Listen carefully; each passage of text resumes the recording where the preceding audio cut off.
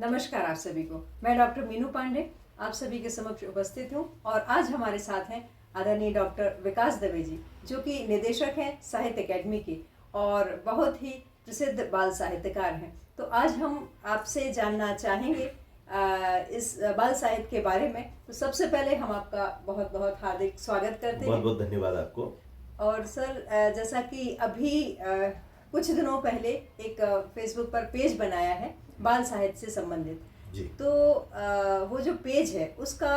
जो उपयोगिता यही है कि हम, क्योंकि सुदूर में जो हमारे बाल साहित्यकार बैठे हुए हैं और उनसे पर्सनली तो कांटेक्ट हो नहीं पाता है, तो पेज के माध्यम से उनकी रचनाएं, उनकी गतिविधियां, उनकी नवीन जो पुस्तकें आ रही हैं वो, और नए नए जो, क्योंकि शोध जो अलग अलग चल रहा है बाल साहित्य के क्षेत्र में, तो किस तरह से वो शोध कर रहे हैं, यदि उनकी गतिविधियां इस पेज के द्वारा लोगों तक जाएं तो लोगों के पास में हम ये बोल सकते हैं कि डायरेक्ट जो है इंफॉर्मेशन मिल जाएगी बिगर किसी एक रुकावट के। तो आपका क्या सोचना है कि ये योजना किस तरह अन्वित की जाए और इसकी कितनी उपयोगिता रहेगी और इसको वैसे तो ये बातचीत सुनकर के बहुत अच्छा लग रहा है। कई बार इन दिनों में देखता हूँ कि बाल साहित्य के आयोजनों में जब जाना होता है तो उद्बोधनों के दौरान भी और सामान्य चर्चाओं के दौरान भी इस बात को लेकर के लगातार चिंताएं व्यक्त की जा रही है कि बच्चा इन दिनों केवल देखने और सुनने का काम कर रहा है, पढ़ने का काम वो लगभग छोड़ चुका है। इन चिंताओं के बीच में कई बार लोग कहते हैं कि अब छपा हुआ साहित्य जो है वो एक प्रकार से हाशिए पर जा रहा है और अब आने वाले समय में उसकी उपयोगिता लगभग समाप्त सी हो जाएगी। ऐसे अवसरों पर मुझसे जब सामान्यतः कुछ कहने को कहा जाता है तो मैं हमेशा यही कहता हूँ कि समय के साथ साथ दरअसल माध्यम बदलते हैं, पीढ़ियाँ बदलती है और पीढ़ियों के साथ साथ माध्यम बदलते हैं। आपके हमारी पीढ़ी तक तो हम लोगों ने छपी हुई पुस्तकें खूब पढ़ी, लेकिन चूंकि हम देख रहे हैं कि नई पीढ़ी लगातार तकनीकी सेवी होती जा रही है और तकनीकी के उपयोग के कारण से वो लगातार देखना और सुनना, ये दो काम स्वाभाविक रूप से अधिक कर रहे हैं, उनके पास समय भी कम रहता है। तो मैं सामान्यतः इस बात को कहता भी हूँ कि जो नए माध्यमों पर बाल साहित्य के विमर्श आ रहा है या प्रत्यक्ष रूप से सीधे बाल साहित्य आ रहा है,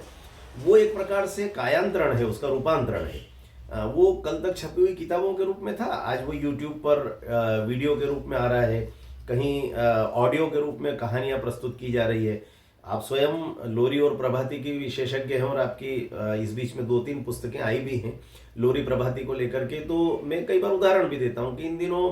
नई पीढ़ी की जो माताएं हैं उन माताओं को लोरी और प्रभातियां आती ही नहीं है, बच्चे को क्या गा करके उठाएं और क्या गा करके सुलाएं। तो ऐसे में मुझे लगता है कि यदि नए माध्यमों पर, इंटरनेट पर ये सारी सामग्री उपलब्ध है तो इस उपलब्ध सामग्री का सदुपयोग भी देश भर की माताएं कर सकती है। जहाँ तक आपने इस पेज का विवरण दिया है, इसमें एक बहुत अच्छी बात यह है कि आपने इसको शोध से भी जोड़ा है। मैं अनुभव करता हूँ, चूंकि विगत 25-30 वर्षों से बाल साहित्य के शोध कार्य से भी मैं जुड़ा हुआ हूँ, तो मेरे ध्यान में आता है कि शोधार्थियों को जब अपने बाल साहित्य विषयक शोध कार्य पर संदर्भों की आवश्यकता होती है तो वे कई बार यूट्यूब भी खंगालते हैं, वे कई बार फेसबुक के पेज भी खंगालते हैं, वे कई बार ट्विटर भी देखते हैं, वे कई बार इंस्टाग्राम भी देखते हैं, ताकि कहीं भी बाल साहित्य को लेकर के कोई सामग्री उपलब्ध हो तो उसका सदुपयोग कर सके। तो ऐसे में इस पेज का बनना मुझे लगता है कि शुभ संकेत है। मैं आपको शुभकामनाएं देता हूं कि चूंकि आपकी ओर अभी एक नया दायित्व बाल साहित्य सृजन पीठ का भी आया है, मध्य प्रदेश शासन की बाल साहित्य सृजन पीठ के निदेशक का, तो इस नाते मुझे लगता है कि आपने यह जो उपक्रम प्रारंभ किया है इसे निश्चित तौर पर मध्य प्रदेश शासन का भी सहयोग मिलेगा और इस प्लेटफॉर्म पर आप देश भर के बाल साहित्यकारों को जोड़ सकें, ये शुभकामनाएं भी मैं आपको देता हूँ। इसमें आप प्रयास ये भी करिए कि बच्चों से भी कुछ कुछ सामग्रियां बुलाएं और तात्कालिक रूप से यदि कोई विषय आपके ध्यान में आते हैं जो इस समय देश और समाज के सामने हैं, उन प्रश्नों को लेकर के भी बाल साहित्य सम्यक चर्चाएं आप कर सकते हैं, ऐसा मुझे लगता है। जी, आपका जो सुझाव है, क्योंकि हमने जब बाल साहित्य सृजन के की जो प्रथम मीटिंग की थी उसमें बहुत सारे सुझाव जो आए थे, उसमें एक सुझाव ये भी था कि जो तात्कालिक जो भी विमर्श चलते हैं, जैसे अभी वंदे मातरम को लेके चल रहा है, वंदे मातरम एक ऐसी भावना है जिसको जब हम पढ़ते हैं और जब हम गाते हैं, जब हम सुनते हैं, तो हमारे रोम रोम में देशभक्ति की भावना जो है वो पनपने लगती है। और ऐसा नहीं है कि सिर्फ सुन के ही, लेकिन जो बच्चे हैं जो कभी उसको नहीं सुनते हैं, तो छोटे छोटे बच्चों को उस भावना से, देशभक्ति की भावना से, मातृ प्रेम की भावना से, पर्यावरण प्रेम की भावना से, या स्व के बोध की भावना से किस तरह से ये वंदे मातरम से जोड़ा जाए, इस तरह से बहुत सारी रचनाओं को आमंत्रित किया गया था। और इसका बहुत ही अच्छा प्रतिसाद मिला है। 15 दिन के अंदर 300 से अधिक रचनाएं जो हैं वो प्राप्त हुई हैं। और आश्चर्य की बात तो ये है कि 20 से अधिक प्रवासी जो साहित्यकार हैं उन्होंने भी इसमें अपना जो है योगदान दिया है। और ये सिर्फ कविता के रूप में नहीं है, ये कविता के रूप में भी है, एकांकी के रूप में भी है, अलग अलग रूप में है। तो इस तरह से जब हम वंदे मातरम की बात कर रहे हैं, और आपकी हाल ही में एक पुस्तक जो है वंदे मातरम पर प्रकाशित हुई है, तो वंदे मातरम के बारे में थोड़ा सा हम आपसे जानना चाहेंगे हमारे दर्शकों के लिए। वास्तव में मैं अभी जिस संदर्भ में अपने बात को समाप्त कर रहा था, तो मेरा यही आग्रह था कि तात्कालिक रूप से कई बार कुछ अवसर ऐसे आते हैं कि उन अवसरों पर उस विषय की चर्चा सामयिक बन जाती है। वंदे मातरम का सार्धशती वर्ष चल रहा है, 150 वर्ष उसके प्रणयन को संपन्न हुए हैं। और हम सब जानते हैं कि बंकिम बाबू ने जब पहली बार ये गीत लिखा था,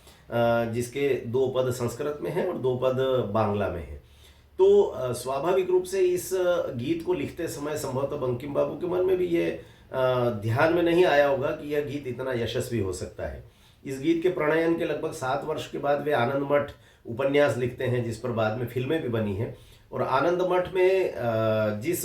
हिंदू सन्यासी संघर्ष की गाथा को उन्होंने उकेरा है, उसमें हम देखते हैं कि कैसे ये सन्यासी भारत माता को साक्षात ईश्वर के रूप में पूजन करते हैं, और कैसे परकीय जो विदेशी आक्रांता इस भारत माता को गुलाम बनाने के सपने पाले हुए हैं, उन सबको यहाँ से संघर्ष करके भगाने का प्रयत्न करते हैं। तो वो कथानक अपने आप में बहुत रोमांचित करने वाला है। और वंदे मातरम गीत तो ऐसा है कि इसको लेकर के मुझे लगता है कि कुछ सोचने की आवश्यकता ही नहीं। ये वंदे मातरम गीत वो गीत है जिसने क्रांतिकारियों को प्रेरणा दी है। उस युग में जब भारत माता को स्वतंत्र कराने का उपक्रम चल रहा था, उस समय 22-22, 25-25 साल के युवा क्रांतिकारियों ने कैसे अपने जीवन की आहुति दी और प्राणोत्सर्ग करने की प्रेरणा देने वाला यह गीत वास्तव में राष्ट्रीय चेतना का स्फुरण करता है। और इसलिए मुझे लगता है कि वंदे मातरम को लेकर के ये जो उपक्रम आपने शुरू किया है, ये नई पीढ़ी के लिए बहुत ज़्यादा उपयोगी हो जाएगा। वंदे मातरम को लेकर के, चूंकि वंदे मातरम का जो मूल भाव है, उस मूल भाव को केंद्र में रख करके यदि कहानी लिखी जाए, नाटक लिखा जाए, एकांकी लिखा जाए, कविताएं लिखे जाए, तो इन सब विधाओं में जब लेखन होगा एक साथ और केंद्र में वंदे मातरम होगा, तो स्वाभाविक रूप से आपने कहा कि 300 रचनाएं प्राप्त हुई है। मेरे लिए तो बड़ा आश्चर्य का विषय है कि 15 दिन में 300 रचनाओं का एकत्र हो जाना, ये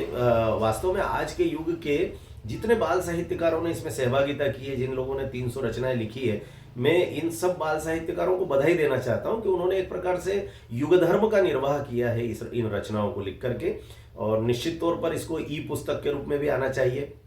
इसको पुस्तक आकार में भी प्रकाशित होना चाहिए। ये सभी क्रम आगे चल करके संपन्न हो, ये शुभकामनाएं मैं आपको देता हूँ।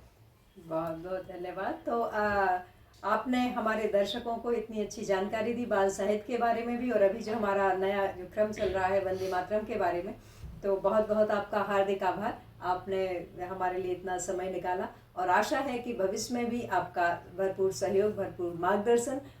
और प्रेरणा हम सभी को मिलती रहेगी। बहुत बहुत धन्यवाद। धन्यवाद, नमस्कार।